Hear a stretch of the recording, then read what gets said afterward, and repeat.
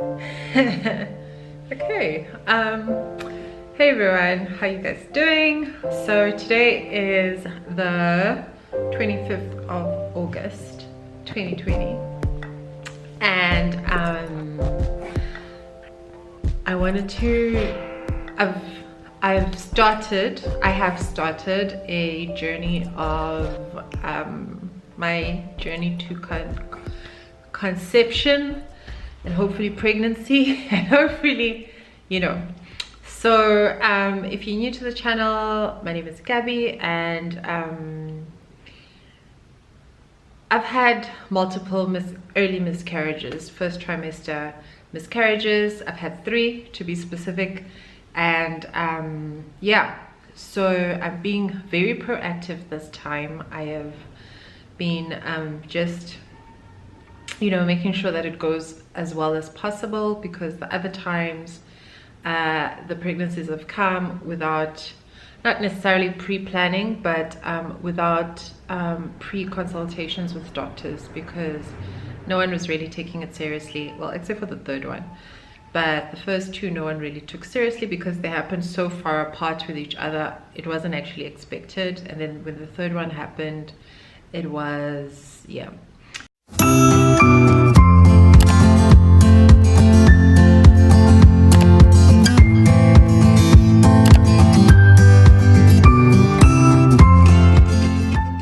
So anyway, yeah, so what I have done currently is I decided that I didn't want to be on contraception anymore. My partner's not here. We've been on lockdown. It's now August. Granted, I'm going to be seeing my partner soon, so it probably doesn't make sense for me to be going off contraception when he is going to be here. But the only reason I went on contraception to begin with was because I was going on Accutane, and the dermatologist prescribed the contraception to go with it, which was fine. So my doctor wasn't my GP when I moved here and I changed GPs. He wasn't happy with the contraception I was on, and he had actually wanted to change it, but because we discussed the fact that I was gonna get off it anyway soon, before the year was over, he was like, okay, no, it's fine. And that's simply because more like it was an issue around side effects and things like that. So yeah, previous times has been difficult because I've either experienced a lot of bleeding and post contraception bleeding and things like that. So this time I weaned myself. I'm still trying to see, because it's basically my first time. I had bleeding, or what I thought was bleeding, but it might have been my period, because it came like literally 2 weeks, yeah, on the 2nd week after I stopped taking the contraception. And there was still another 2 weeks before my period came, and my period never came. But anyway, that's a different story. There'll probably be a video around it, so I will post the video up here, I think, or up there, one of these ups. So by the time you see this, there'll probably be a video on it. Anyway, so yeah, on Monday I had a doctor's appointment, which was Monday the 24th of August. I had a doctor's appointment, a gynecologist appointment, which I had made months ago and I forgot about it. But you guys know, I think when I was going through my miscarriage, my 3rd miscarriage, before I was going my 3rd miscarriage, I talked a lot about the difficulty I experienced finding a gynecologist that I could see sort of like soon. So now I have, because also I've moved to PE and it's a new place, it's a new area, I basically was starting again having to look for a new gynecologist, which by the way has also been difficult because there aren't that many gynecologists here who are also obstetricians, because apparently it's quite a, there's a lot of liability around gynecology, around obstetricians, and they need to pay higher insurance because they get sued a lot if pregnancies don't go well. So anyway, deliveries, I mean, specifically. So it's been very hard. A lot of gynecologists in Port Elizabeth are not necessarily obstetricians, so I've actually gone with a gynecologist who is yeah, who will potentially not deliver the baby should we actually end up having a baby. So yeah, but I had the most amazing time with my gynecologist.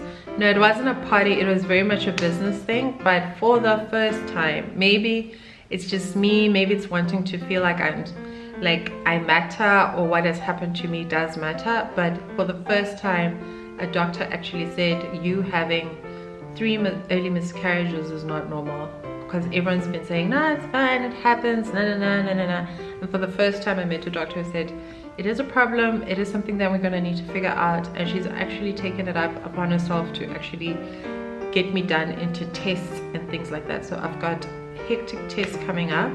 I've got blood work that I'm going to need to do, and I've also got an MRI which I'm going for tomorrow, and that's actually why I'm filming this video. I'm going in for an MRI tomorrow because in my old videos I did discuss the fact that I do have fibroids.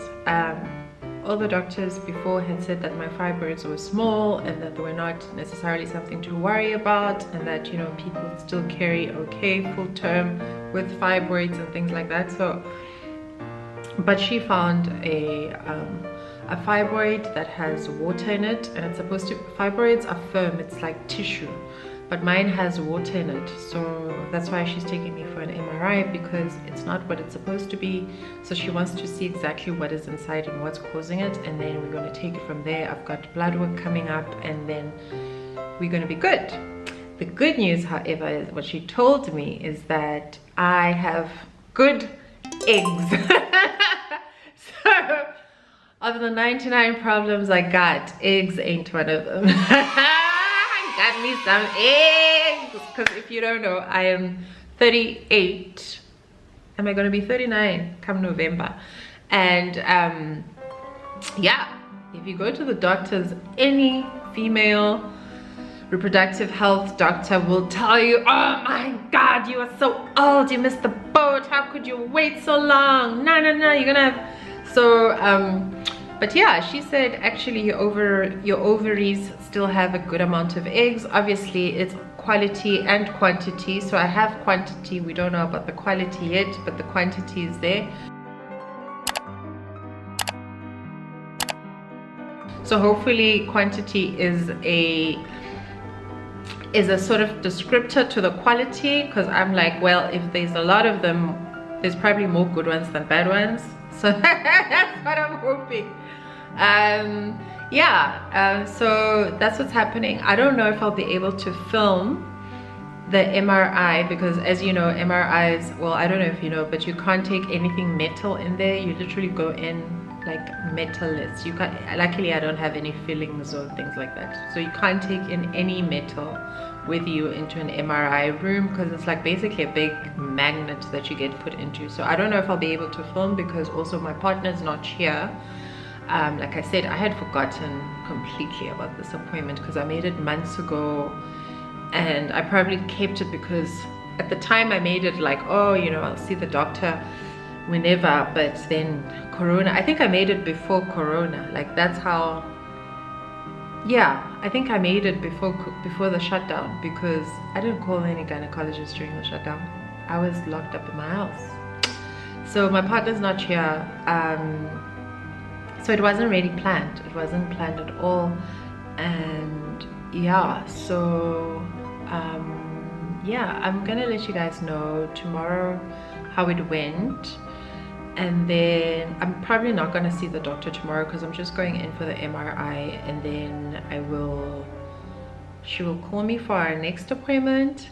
So yeah, that's what I'm going to do. And then so join me on my journey to a little baba. You're probably gonna see this when we know where we stand with the baby situation. So I am quite excited, and hopefully come this time next year I'm either going to be pregnant or pregnant. I want to be pregnant next year, August. I don't want to have had a baby because I want a November, December baby. That's what I want, because I was also a November baby. I know Scorpios. I don't know the rest of y'all. I know the rest of y'all. I don't play with the rest of y'all. I know me a Scorpio. That's all I know. My baby is a Scorpio. My baby daddy is a Scorpio. My babies are gonna be Scorpios. I'm a Scorpio. I said, darling, the rest of y'all can Anyway, no matter, I don't care what star sign it is, but I would like to have a baby later on in the year than earlier on in the year, because also just in terms of planning and yeah, just it would be nicer. I'm excited, can you tell?